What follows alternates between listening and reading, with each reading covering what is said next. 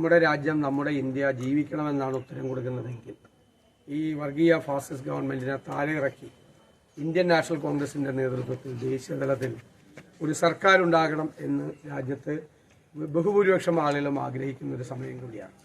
നിശബ്ദമായൊരു തരംഗം രാജ്യത്ത് എല്ലായിടത്തും ഉണ്ട് എന്ന് വിശ്വസിക്കുന്ന ഒരാൾ കൂടിയാണ് ഞാൻ. കേരളത്തിൽ അത് കേന്ദ്ര സംസ്ഥാന സർക്കാരുകൾക്കെതിരായ ജനങ്ങളുടെ അമർഷവും പ്രതിഷേധവും രോഷവുമെല്ലാം പ്രതിഫലിക്കുന്ന ഒരു തെരഞ്ഞെടുപ്പ് കൂടിയാണ്. മാത്രമല്ല, ദേശീയ തലത്തിൽ കോൺഗ്രസ് ഒരു ബെറ്റർ ഓൾട്ടർനേറ്റീവാണ് ഇന്ത്യ മുന്നണി എന്നുള്ളൊരു ധാരണ കൂടി ജനങ്ങളുടെ ഇടയിൽ ഉണ്ടായിട്ടുണ്ട്. അത്രയും മനോഹരമായ ഒരു പ്രകടന പത്രികയാണ് കോൺഗ്രസ് മുന്നോട്ട് വെച്ചിട്ടുള്ളത്. അതിൻ്റെ താരതമ്യം ഉണ്ടാകും എന്ന് കൂടി കരുതുകയാണ്.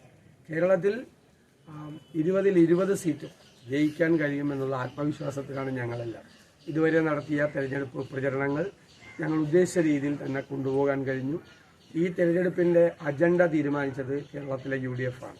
ആ അജണ്ടയിൽ UDF തീരുമാനിച്ച അജണ്ടയിൽ തന്നെ തെരഞ്ഞെടുപ്പ് പ്രചരണങ്ങൾ നിർത്താൻ കഴിഞ്ഞുവെന്നുള്ള സംതൃപ്തി കൂടി ഞങ്ങൾക്ക് തീർച്ചയായിട്ടുമുണ്ട്.